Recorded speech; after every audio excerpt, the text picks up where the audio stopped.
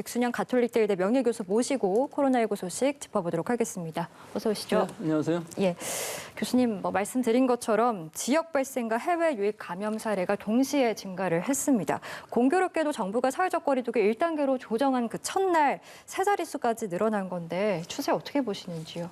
아직 세 자리까지 늘어난 거 아니고요. 예. 세 자리에 가까워졌네요. 98명이나 돼서 어제보다 40명이나 많은데 이 중 해외 유입이 29명인데 사실은 집단 발생이 좀 있어서 네팔 어학연수생이 11명이 한꺼번에 집단 감염이 되었고요. 예. 또 국내 발생 중에서도 대전 어린이집의 경우에 10명 이상의 집단 발생이 일어났는데 실제로 서울 수도권에서의 환자 발생은 약 10명 정도 늘어난 상황이기 때문에 전체적으로 추세적으로 보면은 감소 추세라고 볼 수는 있는데 예. 여기서 한 가지 지금 주말이라 진단검사 수가 상당히 적었는데도 불구하고 즉 양성률은 1.89%, 진단검사는 5,127건이니까 주말인데도 불구하고 상당히 많은 환자가 발생했다고는 볼 수가 있는데요. 예. 사실 추석 연휴 이후에 이제 잠복기를 생각하면은 아직까지는 좀 안심할 시기가 아니고 이번 주말까지는 봐야 되지만 전체적인 상황으로 볼 때에는 일단 이 감염 재생산 지수도 1 이하로 유지가 되고 있고 예. 상황 자체로 보면은 주말까지 그렇게 많은 환자가 발생할 것으로 보이지는 않지만 역시 증가할 것으로는 보이기 때문에 또 1단계로 지금 완화가 되었고 예. 또 한 가지 계절적인 요인도 지금 방역당국에서 말씀하셨는데 기온과 습도가 다 낮아지는 이 환절기 지나서 추워지는 시기가 되면은 오히려 호흡기 감염증이 더 늘어날 수가 있는 상황이라 절대로 지금 1단계로 완화한 것이 안심한 상황이라 이 완화한 것은 아니다 하는 것을 국민 여러분들께서는 잘 알으셨으면 좋겠습니다. 네, 일단 정부에서는 신규 확진자 수가 최근에 그래도 많이 억제가 됐고 또 사회적 피로도를 이제 고려해서 이 거리두기를 완화를 한 건데 그러면서도 정부 차원에서도 좀 걱정되는 대목이 많은 것 같아요. 오늘도 여러 가지 위험 요인들도 지켜야 할 수칙들에 대해서 여러 번 강조가 있었는데 개인적으로 저는 코로나가 이제 장기화되면서 그 위험에 대해서 좀 더뎌진 부분도 있고 이제는 괜찮다라는 잘못된 시그널을 줄까 봐 좀 걱정이 되기도 하거든요. 교수님이 보시기에 거리두기 1단계가 됐을 때 가장 걱정되는 대목 어떤 것들이 있으신지요? 우선 이 1단계로 할 수밖에 없는 이유를 좀 제 나름대로 말씀드리자면은 예. 올 겨울 내년 봄으로 끝날 상황이 아니라는 것이죠. 내년 겨울에까지 과연 이것이 종식될 수 있는 것이냐? 꼭 그렇지만도 않을 것이기 때문에 장기전을 대비해서는 봉쇄라든지 이런 강력한 정책이라든지 방역 정책 이런 것보다는 오히려 완화를 시키면서도 우리가 잘 지킬 수 있는 아주 세밀한 부분의 방역 수칙을 더 만들어서 잘 지키는 것이 더 중요할 것으로 보이는 것이 예. 지금 우리 지난달에 2.5단계라는 강력한 2단계에서부터 다시 2단계로 완화를 했는데 그럼에도 불구하고 이 단계 문제가 아니라 우리 국민들이 얼마나 행동 수칙을 잘 지키느냐, 방역 수칙과 개인 위생 수칙을 잘 지키느냐에 따라서 환자 수의 중감이 일어날 수 있기 때문에 실제로 지금 이 상황에서 보면은 적절한 시기에 완화는 하였지만 우리가 지금 꼭 해야 되는 이 핵심 방역 수칙은 꼭 지켜야만 이 1단계가 유지될 수가 있는 것이지 예. 지금 여러 가지 수치들을 봐서 지금 1단계의 수치는 아닌 상황에서 1단계로 낮춘 것이거든요. 예. 하지만 서울 수도권의 경우에 있어서는 안심할 상황이 아니니까 일명 얘기하면 1.5단계 정도 여러 가지 2단계의 방역 수칙을 그대로 남겨둔 상황이니까 아직까지는 아슬아슬한 순간이다 그렇게 볼 수 있습니다. 네, 장기전으로 봤을 때는 그 단계가 중요한 것이 아니라 결국 방역 수칙을 얼마나 잘 지켜내는 것이 중요하다라는 말씀이신데 이제 어제 이렇게 방역 당국의 1단계 조정과 함께 교육부에서도 그 정부의 거리두기 완화 정책에 따라서 새 학사 운영 방안을 발표를 했습니다. 전국 6초중고의 등교 인원 제한을 3분의 1에서 3분의 2로 완화를 했는데 이렇게 되면서 이제 매일 등교가 가능한 학년까지 생기지 않았습니까? 이 정책은 어떻게 보시는지? 예, 그러니까 서울 수도권하고 비수도권하고는 약간 다릅니다. 서울 수도권의 경우는 3분의 2로 완화를 했기 때문에 오전반, 오후반 홀짝을 여러 가지를 예. 하면은 매일 등교를 할 수가 있는 상황이 된 것이죠. 그럼 이것이 위험하지 않느냐 하면 방역 면에서만 보면 학생들 간의 접촉이 굉장히 많아지기 때문에 예. 상당히 위험할 수도 있다 하는 것인데 결국은 이것도 장기적으로 보면 내년 1학기도 또 해야 되는 것이기 때문에 어느 정도 완화를 하면서 우리가 지킬 수 있는 일상생활, 등교 다 하면서 방역을 해야 하기 때문에 환자 수가 좀 늘어나는 위험을 감수하고서라도 학교는 정상화시켜야 될 필요가 있겠죠. 예. 이번 1학기에 생각보다는 방역이 잘 되어서 대규모 집단 발생도 일어나지 않고 잘 넘겨오긴 했는데 지금 2학기에 대해서 이 정도 등교를 한다 그러면은 과연 안전할까? 즉 학생들 사이에서의 감염이라는 것은 조용한 전파에 의해서 집안의 가족들한테 옮기고 또 지역사회에 옮겨가는 N차 감염이 일어날 수가 있기 때문에 굉장히 방역에 조심을 해야 되는데 지금 여러 가지 상황으로 보면은 보건교사라든지 이런 부분들이 상당히 취약한 부분들이 있어서 정부에서 많은 지원을 하시고는 있지만 실제로 좀 더 근본적으로 해결해야 될 것은 장기적으로 본다면은 양호실 같은 데 여러 가지 시설이라든지 장비, 인원 이런 것들을 정부 예산으로 과감히 투자를 해서 이런 부분들을 확실하게 막아놓으면서 등교를 더 시켜야만 되는 부분들이 있기 때문에 뭐 내년 예산 저는 잘 모르겠습니다만 일단 내년 예산에 이런 부분들의 우리 학생들의 보건, 전 국민의 보건을 위한 것이기 때문에 이런 예산을 과감히 투자하는 것이 필요한 시기라고 봅니다. 예, 완화된 조치 아래서 어떻게 관리가 될 것이냐 그 부분이 이제 가장 관건일 텐데 이번에 그 발표 내용 중에 초등학교 1학년은 이제 매일 등교가 가능하게 되고 중학교 1학년까지 그것을 확대한다라는 방침이 담겨 있었는데 뭐 다른 학년 학부모들 사이에서는 왜 초등학교 1학년과 중학교 1학년만 하느냐라는 불만의 목소리도 있더라고요.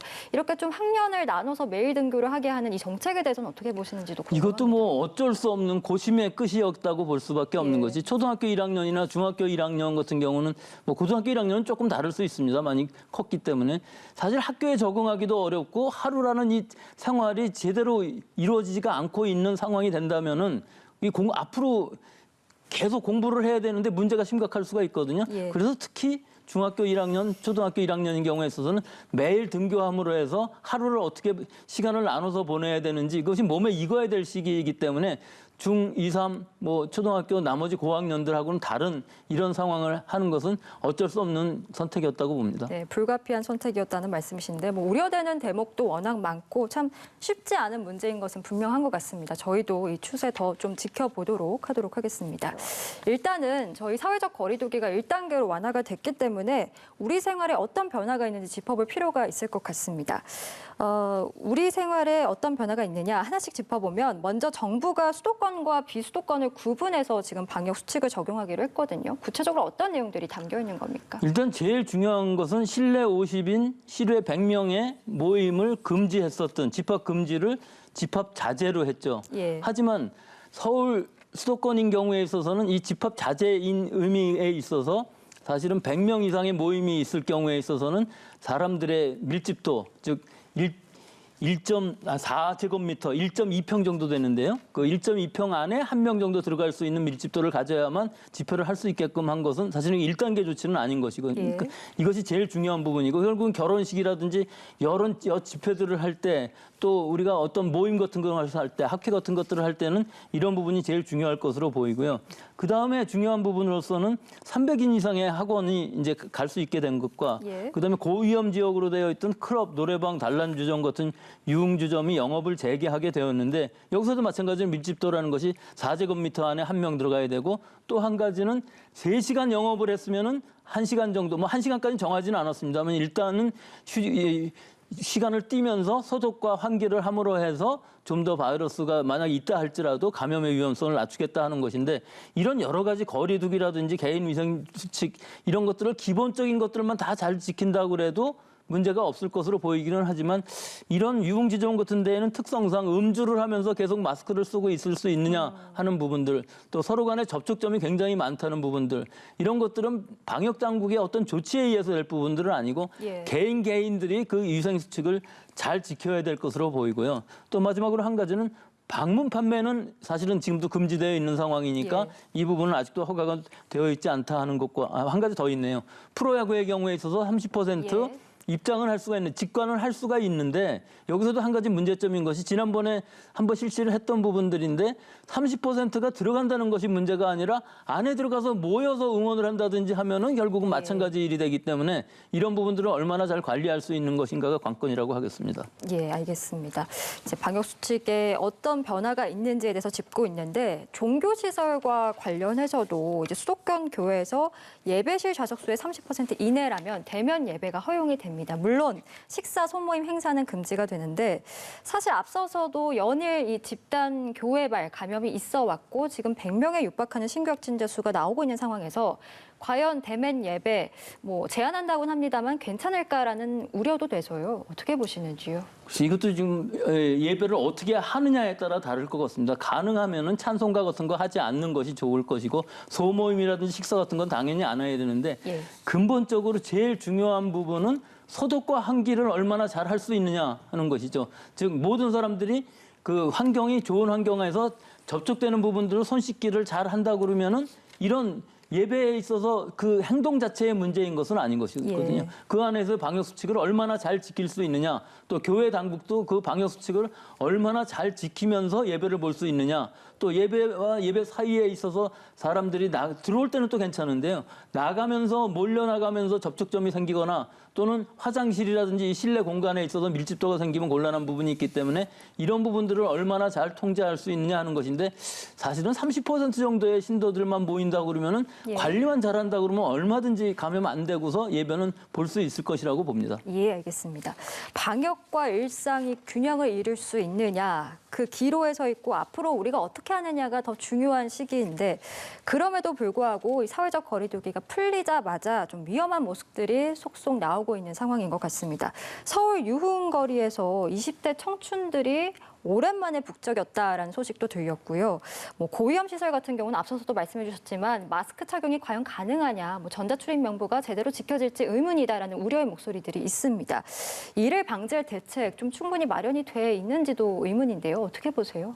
지금 현재는 이제 최소한의 방역 수칙을 얘기하는 것이죠. 이 입장 인원을 제한하고 또 마스크 쓰고 또 출입 명부를 확실하게 한다 하는 것은 기본적인 것이고요. 예. 조금 아까 제가 말씀드렸다시피 이 클럽이라는 거 안에서는 음주를 하면서 굉장히 흥분하기 쉬운 상황, 또 춤도 추는 상황 안에서는 접촉이 굉장히 많아질 수가 있는 부분들이 있기 때문에 가능한 한 손 씻기 하는 것과 또 음료를 마시거나 술을 마실 때 이외에는 뭐 춤을 출 때라든지 여러 상황에서 대화를 크게 하지 말고 마스크를 꼭 쓰고 행동을 해야 되는데 이것이 과연 가능할 것이냐 하는 것은 예. 이 젊은 층들에서 이거 잘 개인 방역들을 잘 생각하면서 사실 이 바이러스가 감염되면 굉장히 여러 가지 후유증이 생길 수 있다는 것을 명심하시고 예. 클럽이 지금 문을 연 상황이라는 것은 앞으로 1단계가 유지돼야 이 음식점, 술집, 클럽 이것들을 계속 갈 수 있는 것이지 이것이 뭐 유럽이나 미국처럼 험악한 상황이 되면은 결국은 다 문을 닫아야 되는 상황이기 때문에 앞으로를 위해서도 장기간에 걸쳐서 잘 지켜야만 우리가 이런 일상생활을 영위할 수 있다고 봅니다. 예, 결국은 앞으로가 더 중요하다라는 말씀 계속해서 저희가 강조해 드리고 있습니다. 오늘 나온 신규 확진자 양상 중에서 눈에 띄는 대목은 해외 유입 숫자가 좀 크게 늘어났다라는 부분이었습니다. 가장 큰 요인이 이제 이 한국어 과정 연수를 위해서 입국한 네팔인들이 좀 집단 감염이 되면서 늘어난 것으로 보이는데 이분들이 공항에서는 유증상자만 검사를 했고 선별진로소로 와서 이제 검사를 받았다가 집단 감염이 나온 것으로 지금 확인이 된 사례입니다. 뭐 당시 공항에서 좀 모두 검사를 했다면 좋지 않았을까라는 그런 생각도 드는데 이 사례는 어떻게 보셨어요? 글쎄, 이거는 뭐 지금 우리 검역에 있어서의 문제라고 볼 수가 있는데요. 고양시 입장에서 보면요 그렇게 생각할 수가 있겠지만요. 실제로 공항에서 진단 검사를 받는다고 바로 양성이 확진되는 것도 아니거든요. 예. 결국은 유증상자는 공항에서 진단검사를 받고 격리를 시키지만 나머지 무증상자를 할지라도 사실은 지역사회로 나가는 것은 아니고 2주간 자가격리를 하게 돼 있지 않습니까? 그러면서 사흘 안에 진단을 받게 돼 있기 때문에 지금 이 상황에서 보면 우리의 검역 절차에서 만약에 공항에서 검역해서 안 걸렸다 할지라도 그 이후에 3일 이내에 진단검사를 받고 2주일을 자가격리를 한다면은 예. 결국은 지역사회로서의 감염은 안 생기는 것이고 이 부분에 있어서의 문제는 없는 것으로 보이기 때문에 예. 지금 상태의 검역은 뭐 충분히 방역의 통제가 가능한 부분이라고 볼 수가 있겠습니다. 네, 아무래도 이런 유학 연수 등의 경우에는 이제 단체 입국자가 많기 때문에 집단 감염으로까지 번질 수 있어서 좀 철저한 방역 관리 방안이 더 필요해 보입니다. 그리고 저희가 마지막 질문으로 좀 이 독감 백신 질문을 드리고 싶은데 연일 논란이 됐었는데 이번에는 또 흰색 입자가 발견돼서 일부 물량을 회수를 했습니다. 문제의 원인으로 이제 지목된 것이 주사기인데 이 주사기가 이미 또 다른 백신 공급 업체들에도 공급이 된 것으로 알려져서 지금 좀 논란입니다.